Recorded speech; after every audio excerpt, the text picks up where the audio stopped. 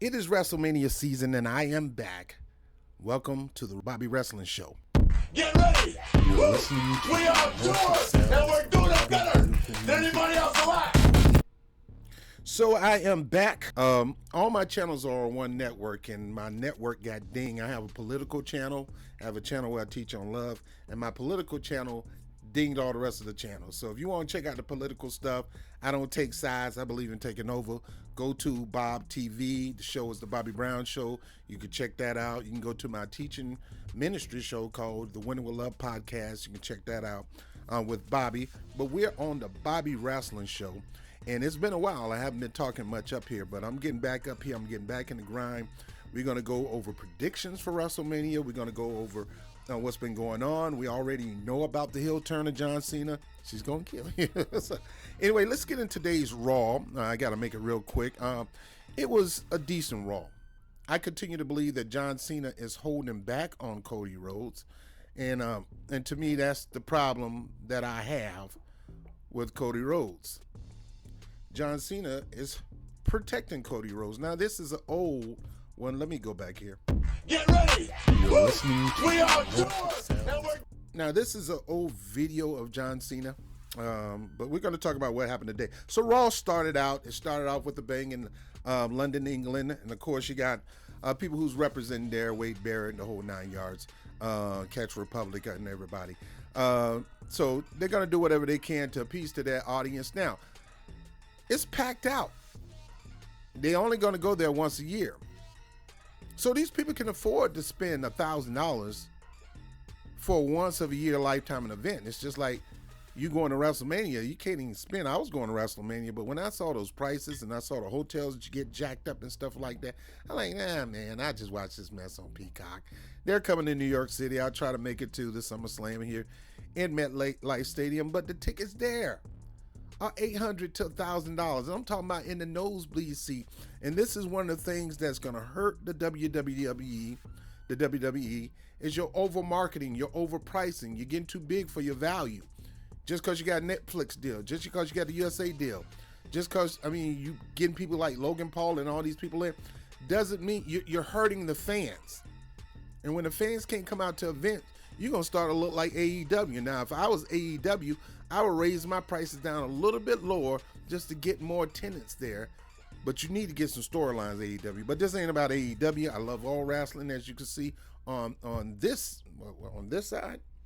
I love every wrestling promotion out there. I am not tribal. I love every last one of them. So today we're talking about Raw today. So Raw started off with, as you know, John Cena and the John Cena sucks taunt and his promo against the people. And he couldn't even really say anything against the people because as soon as he got ready to open up his mouth, of course, Cody coming down now. Old corny Cody. Cena opened Raw with a chorus of boos, fans chanting about how much he sucks. But before he could say a single word, Rose music hit. Kingdom is getting on my nerve. And he joined him in the ring. The American Nightmare ran through some of the ways Cena could make fun of him, including his time as Stardust. Now, let me stop here. Dude is not a nightmare. He's his dad. He's the American Dream, Junior.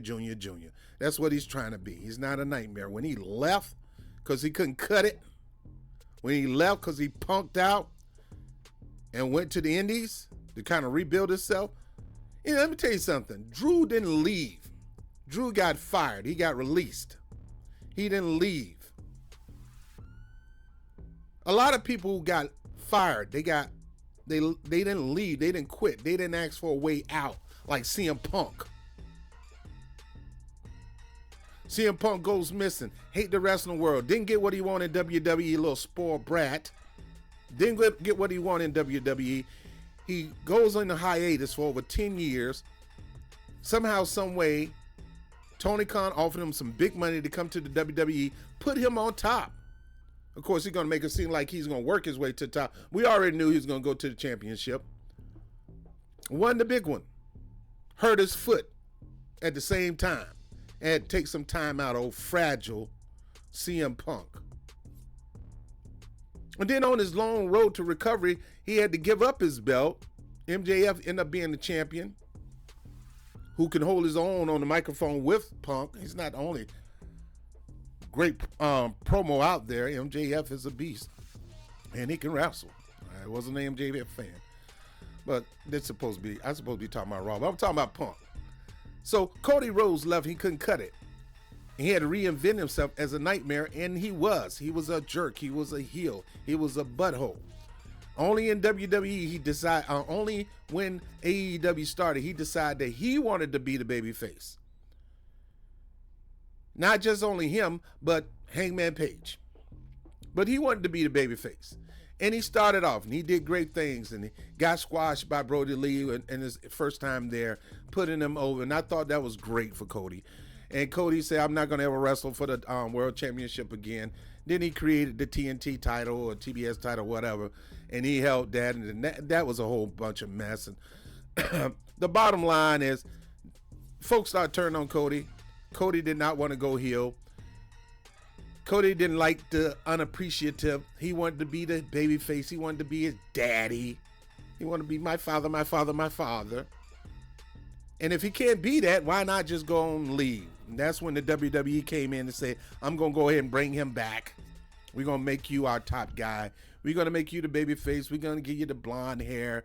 We're going to make you look good. We're going to protect you. So some of this stuff in the promo with Cena was correct. Both of them did a great job. But at the same time, I believe Cena still held back against Cody. Ye talked about Cody being his chauffeur. And his chauffeur is now in charge of something that he built. And his chauffeur basically stole everything from him. And most of that promo was right. And everybody's saying, well, Cody got some dings in too. Where? Do you understand? John Cena talked about how the WWE is protecting Cody, and they are. They protect a person that can wrestle decent, but a beast like Walter, they keep driving him out. But they protecting him. And people coming out there glazing them. Oh, Cody, I respect you. I love you. And all that kind of crap. From AJ Styles to recently Randy Orton.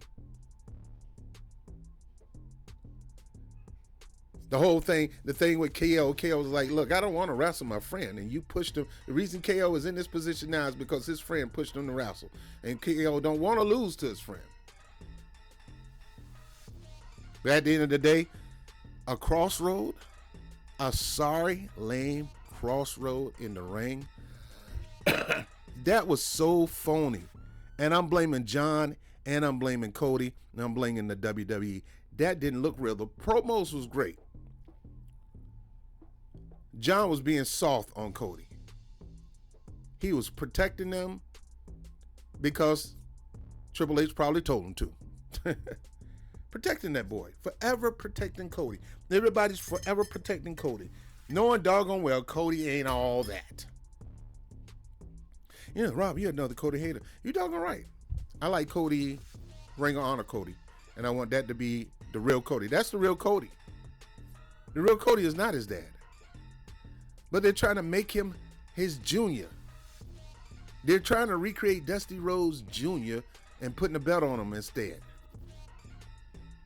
Making him the forever baby face. He is literally Hogan Cena Jr. And I can see why Cena don't like it. Because you're trying to make him my twin. And you putting him over more. No, we ain't having that. So the back and forth confrontation, words going back and forth between each other, that was a decent promo. Finally, they get the spit words. Finally, John Cena get to address Cody instead of just letting Cody do all the talking. Finally, he do, but when he do, he still babies him. And I'm hearing people online saying, oh, Cody, he won this promo. Cody didn't win nothing.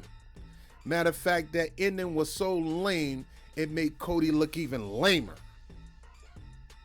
Lamer.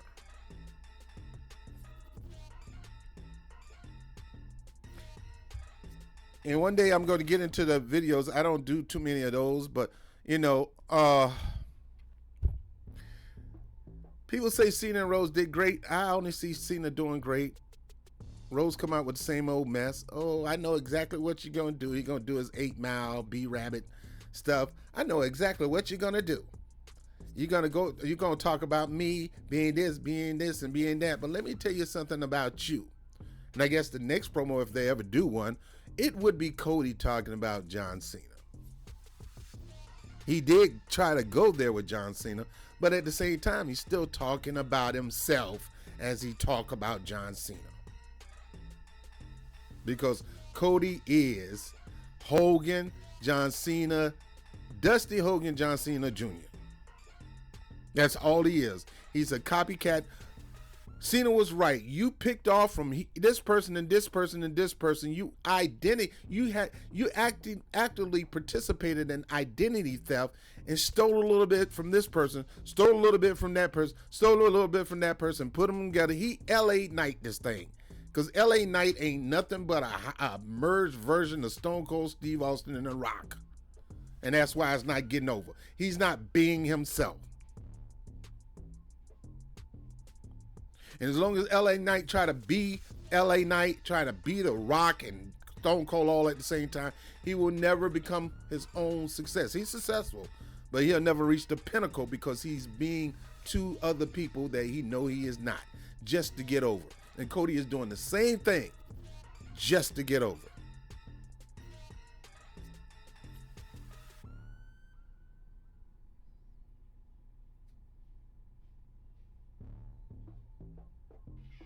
Even the part where Cody came in. He come in with the suits. Now he's trying to be Ric Flair. He comes in with the suit. He come in looking like his daddy with the blonde hair. He come in, he don't talk like his daddy, but he's coming in with the Hogan and American talk and the fans talk and the Rock and the fan. He is so much of stealing from other people to become something that he's really not. This is not Cody Rhodes. This is a corporate version of Cody Rhodes, and John Cena is right. Now, John Cena, when he came as the blue chipper, ruthless aggression. That was John Cena. But John Cena knew his character is a dime in a dozen. And even though he knew how to rap, and he busted rap, Stephanie gave him the idea of rapping on TV. And he did, and it got over. So he embraced that whole side. He became the Marky Mark version in the WWE. That's literally what John Cena became. Boston rapper, white rapper. He looked just like Marky Mark when he had the Funky Bunch. That's all he was. Then he started becoming his own person, having his own style. He didn't mimic everybody else. And whether people loved him or not, whether people valued him or said he sucked, John Cena remained John Cena. And John Cena, they talking about, how he buries people. The past 3, 4, 5 years, John Cena been putting people over. Putting them over. At least one person in particular, Solo Sikoa, he put him over. So this segment was weak to me. It was lame to me. It was horrible to me. And honestly speaking, John Cena is doing the things he shouldn't be doing and protecting Cody himself. I get it. This is nephew. I ain't gonna go off on my nephew. I'm not gonna go off on my godson. This is my godson. This is my nephew. He looks up to me. And they say your heroes will disappoint you. I don't want to be the hero disappointing him. I want him to know he's disappointing me. And that's where John Cena stands right now. You're disappointing me, Cody Rhodes. Your whole avenue to the top is a disappointment. It's corporate made to the T. You talk about me. They brought you in from a corporate. Even the line when you say, you steal from billionaires' kids. I made billionaires. You steal from billionaires' kids. That was a stunner right there. That was Stone Cold stunner. And I can go on and on and on. about the promo that John Cena did. Ain't no way in hell Cody Rhodes got the edge in this promo. Now, John went for the lame throw, the lame punch. Cody countered it, did a funky crossroad. One funky crossroad gonna knock him out like that. Roman said it best. That crossroad don't beat nobody. You gotta hit it 2-3 times. 2-3 times to actually get a person pinned. And here he is, John Cena. I'm mad at you, John, that you let that little funky one-time crossroad cause you to look like you're knocked out. Now, I don't know it. In my mind sight, he wants to embarrass him. He wants to embarrass Cody in this match. So maybe he's just acting like, oh, that's all you need to beat me. Playing with his psyche. Because that's something I would play with. And I'll let him think a crossroad can take me out. And let him put one on me. So when later on you try to put one on me in the match, I'm going to pop right up. And I'm going to beat the brakes off you. I don't know. This segment wasn't all that. And I fault John for that. And that's all I got to say about that.